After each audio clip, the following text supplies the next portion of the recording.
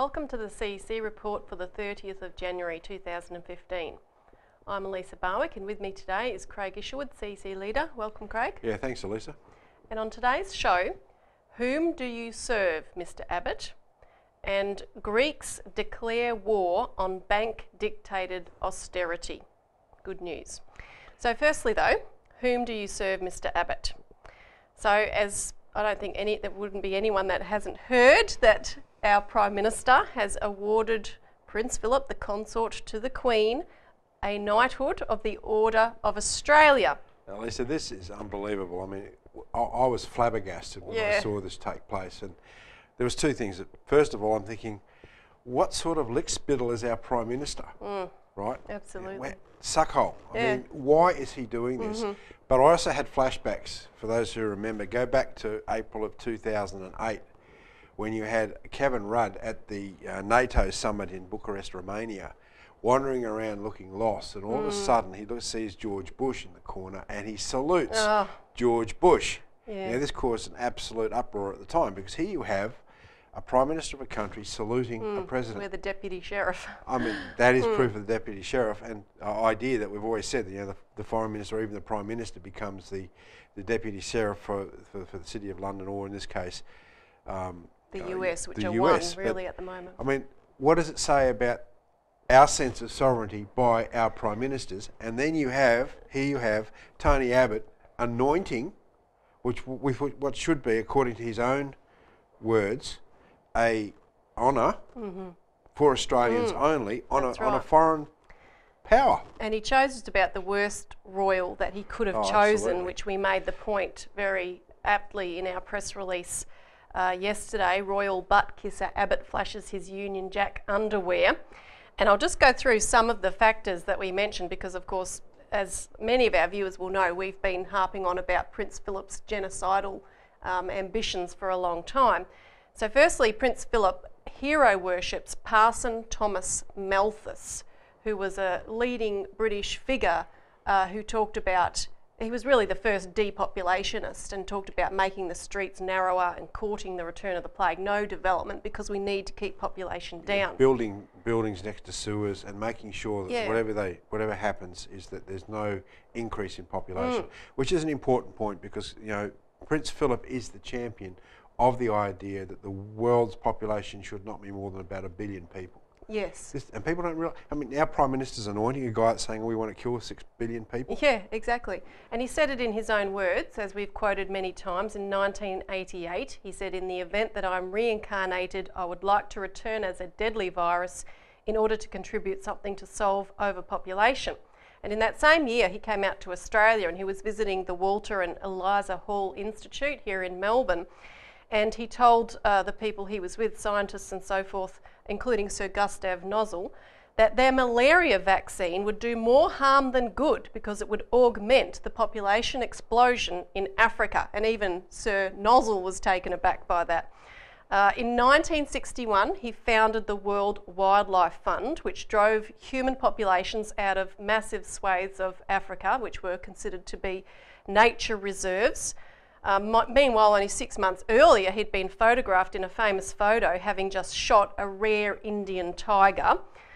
And of course, the World Wildlife Fund at that point was established with a fellow Nazi, you know, Prince Bernhard of the Netherlands, and Julian Huxley. You know, we go through that in great detail in this particular newspaper that we have here, Defeat the British Crown's Green Fascist Dictatorship, where we spell out Prince Philip's pedigree in founding the ACF personally, the Australian Conservation not just Foundation. He could, and these institutions, the World Wildlife Fund, the Australian Conservation Foundation, led to such policies as the shutdown of the Murray-Darling Basin because of the Ramsar Convention, which was an outgrowth of the World Wildlife Fund and the IUCN.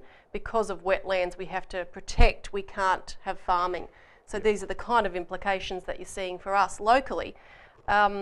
It's not insignificant too that Prince Philip wrote a series of threatening letters, and she described them as the worst letters she ever received, and we're going to be talking more about the case of Diana over coming weeks.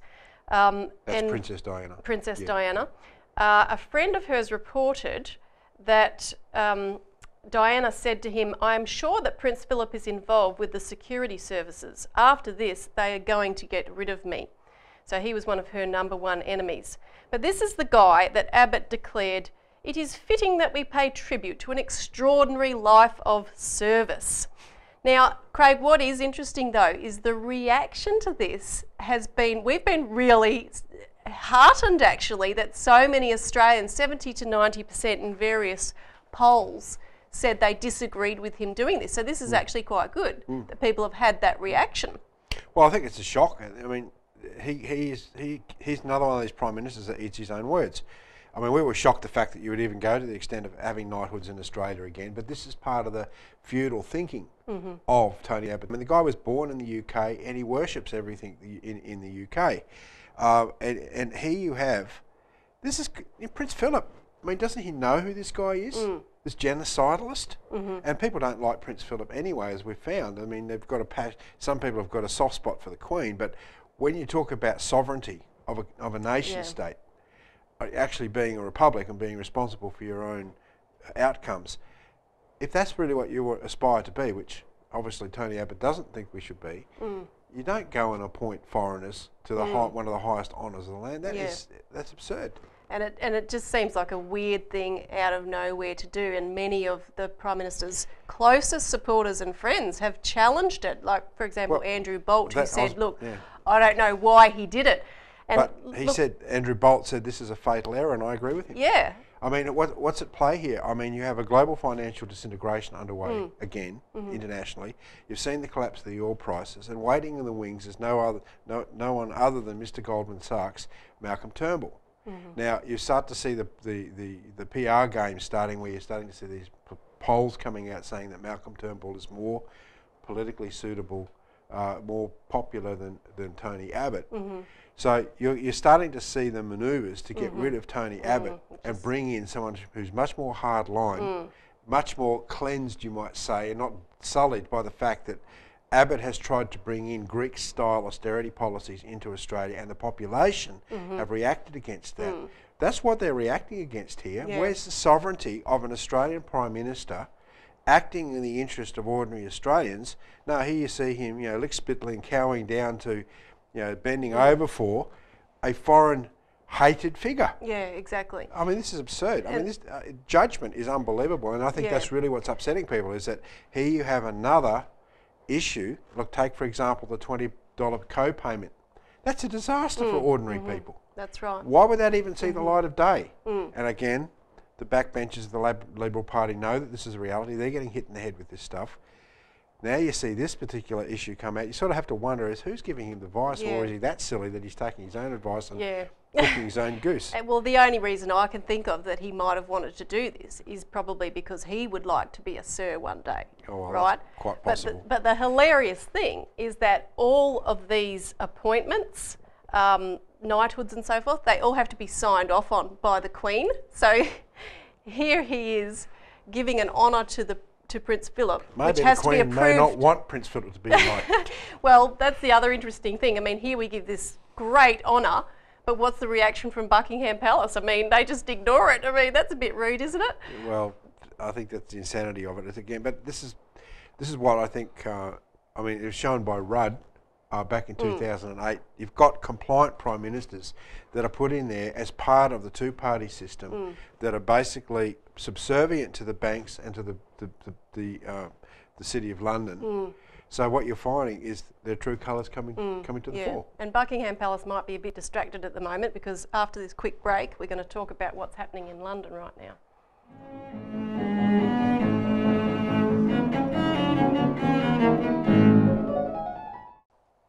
Welcome back to the CEC Report. So we're discussing, whom do you serve, Mr. Abbott? And we just talked about Tony Abbott bequeathing an honour upon Prince Philip. But we're now going to turn our sights to the royals themselves and what they're up to, because there's been a kind of a similar scandal actually just erupt in London. And this was relating to the death on the 23rd of January of the Saudi king, King Abdullah.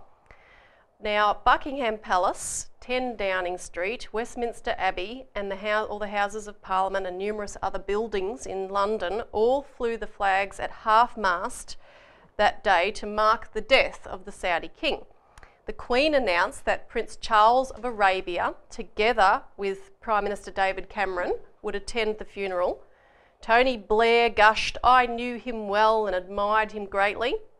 Actually, all the Australian government buildings also flew flags at half-mast, and the Australian Governor-General, Sir Peter Cosgrove, skipped the Australia Day celebrations to attend the funeral in Saudi Arabia. Obama cut short his trip to India to be there, and he also had 27 US dignitaries, from Nancy Pelosi to John McCain and John Kerry, a really high-level delegation. Now, with this reaction, Craig, anyone would think that this was some great man like the Pope or Nelson Mandela, but this is a Saudi king, and we're going to talk a bit about what Saudi Arabia represents today. But what was good was that the reaction across Britain to these flags at half-mast and so forth, this kind of kowtowing, was equivalent to the reaction here to Abbott bestowing honours upon Prince Philip, actually. Members of Parliament and public figures galore expressed complete contempt for this action. A Member of Parliament from the UKIP, Douglas Carswell, said, "On the day that flags at Whitehall are flying at half-mast for King Abdullah, how many public executions will there be?" BBC presenter Andrew Neil tweeted, "Westminster Abbey flying half-mast flag for dead King of Saudi Arabia, where Christianity is banned and possessing a Bible illegal." And this is a country where common punishments for anything from murder to adultery and stealing, even blasphemy, includes getting your hand amputated, death by stoning, public beheadings, floggings, even crucifixions. And just to give a recent example, people might have heard about the case of Raif Badawi. He was a 31-year-old blogger in Saudi Arabia, and he received a sentence of 1,000 lashes, of which he's received 50 of them, and he's been imprisoned for 10 years. For discussing matters of religion and politics on a website.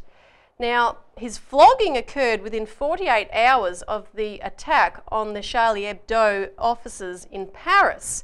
And one of his alleged crimes, was insulting Islam, which is exactly what the extremists who attacked that office in Paris claimed to be punishing these cartoonists for. Then you also had the case of a lady who was beheaded publicly in the streets, and this was videotaped, where it took 3 attempts to behead her, and all the time she was proclaiming her innocence. So, and every Friday after prayers you have these punishments that are scheduled, all sanctioned by the clergy of the country. This is, of course, part of the Wahhabist cult of Islam, which is a Saudi government-sponsored religion. And you have to ask the question, what really is the difference between what the Saudi government is sanctioning here and what Islamic State does? Well, I think it's really important, Elisa, that people get a solid history lesson here, and there's a couple of reports I'd like them to refer them to on the website, and that's Jeff Steinberg's recent, who's the senior editor for EIR, at the on the website, where he went through discussing It's Time to Break the Silence about what's in the 28 pages of the 9/11 report that haven't been disclosed. There's also another report or actual action taken by 3 congressmen in the United States. Walter Jones is one of those congressmen. People should go to the website and look at that report, because that website, that press conference, because look, those 28 pages are the key. These 28 pages have been completely hidden from view. I mean, they've been released, but every word's been redacted, covered out in black. But that would point to the fact of the very complicit British role with the Saudis, and that the Saudis are funding terrorism, right? This is the issue here. So here you have, what you have taking place in London right now is a demonstration of the very intimate relationships between the Crown and the Saudi, Prince, the Crown, royal family. And this is not accidental. For 100 years, you've had an intimate relationship between the Saudi royal family and the British. In fact, the British have actually created Saudi Arabia, as a project, really, to control the Middle Eastern region and beyond. So it's really important that people look at this issue of terrorism if you want to stop terrorism, you don't start from the bottom up and run around caves in Afghanistan trying to find perpetrators.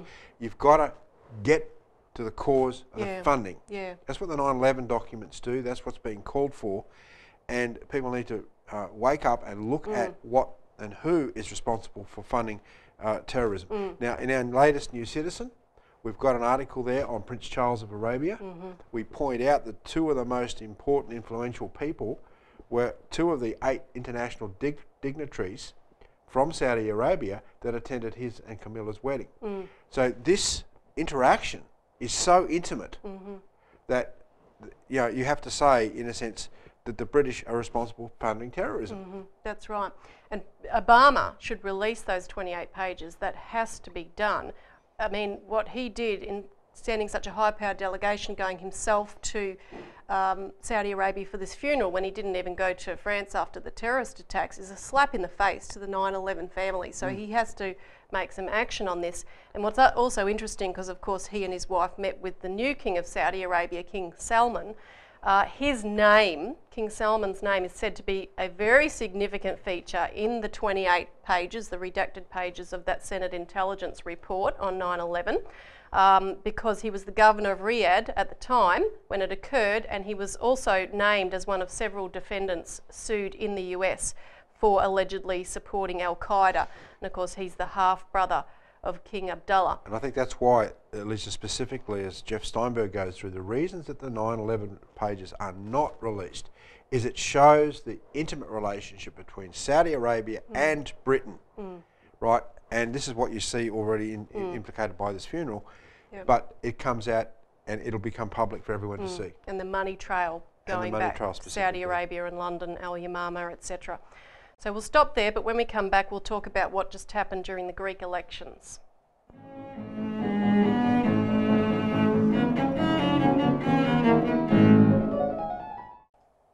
Welcome back to the CEC Report. Greeks declare war on bank-dictated austerity.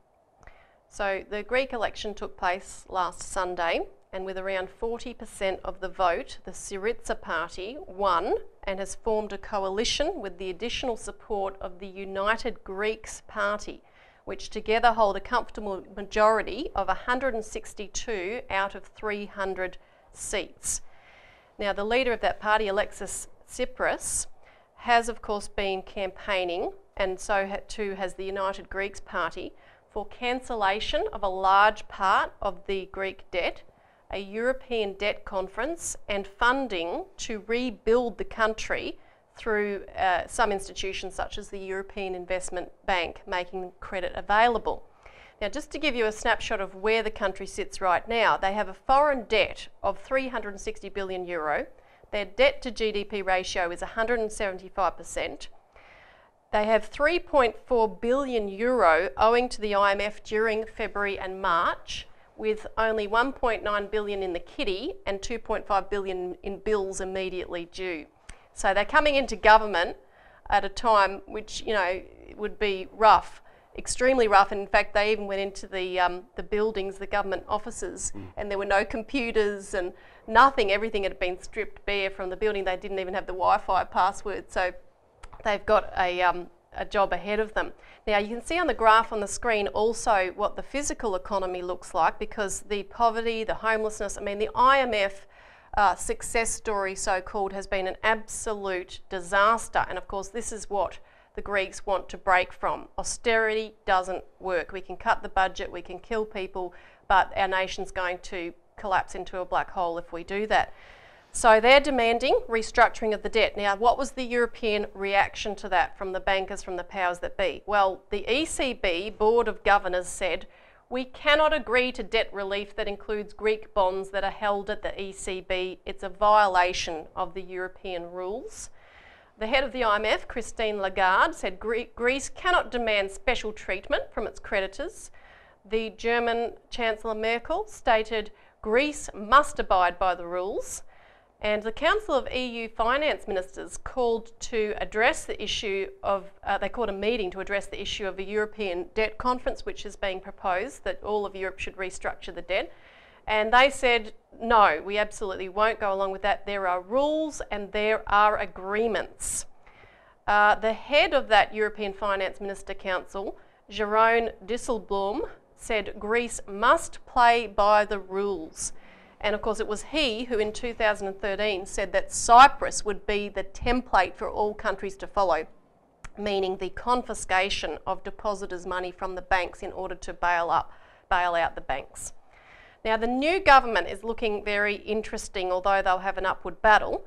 Panos Kamenos is the new Defence Minister, and he's a friend of our organisation internationally. In 2013 he travelled to the United States, and with some LaRouche PAC activists he went and met with Congress people advocating in favour for Glass-Steagall and briefing them on how what's happening in Greece would spread worldwide without Glass-Steagall. Also, a Greek-Australian economist is the Finance Minister of the new government, Yanis Varoufakis. He's been one of the most active participants in promoting for a debt restructuring, convening a European debt conference and European Investment Bank as an instrument for credit. And he said after the election, what we've been having is a kind of what I call fiscal waterboarding policies that have turned this nation into a debt colony. Now, there were also 40 Australian economists, interestingly enough, who called for a partial debt cancellation for Greece, new terms for their debt, abandoning austerity and rebuilding the economy. And what is most interesting is that John Hewson, the former leader of the Liberal Party, was a part of that grouping, one of the leading figures. Of course, he was the architect of the Campbell Report in 1981 that led to the entire deregulation of Australia's finance sector. Which is why it's a bit of a paradox that he's now calling for this. But yeah, what do you think, Craig, about the chances of success of Greece making this push? Well, look, it comes in the context of the BRICS countries, you know, Brazil, Russia, India, China and South Africa, that there's a new paradigm on the table. This new government should be extremely optimistic in the context of the BRICS countries. Look, the fact that the European reaction is so, you've got to abide by the rules. You know, the rules that are killing you, you have to keep upholding. Well, it's time to abandon the game, overturn the rules, and that's what the BRICS countries are all about. So actually the Greeks are in a tremendous degree of power here, and once they get themselves settled and they figure out what position they're actually in, where they can turn the lights on, then what they can say is we're going to do this. They're actually holding, Elisa, the key to bringing down the entire Euro system, which is what we've talked about before. So they're in a huge amount of power. Now, they can, as John Hewson has called for partial debt cancellations, new terms for debt, abandoning austerity, rebuilding the economy. That's what we've been calling for in terms of the Glass-Steagall. You cannot pay the debt. You go implement Glass-Steagall. You protect the banking system, but you quarantine them right off the debt, right off the speculative debt. First thing. Then you go with a new national internal credit system, a national bank. You create the credit with what you've got inside your economy, right? Backed by the sovereignty of your country, you create sovereign credit, and you go for large-scale infrastructure development. Now, if the people of Greece see a government that said, we're going to stand up for you, it might be a bit tough for the moment, but within a few years we can turn this around, they will win over the public support, and people can then transform their economy back to something that's actually sane, and then people can start having families again in Greece, which is last week I reported. You know, the idea was you can't have families because that would be insane in the current economic environment. One thing to be aware of is that this may increase the war danger, but for more on that you can get a free copy of our alert service.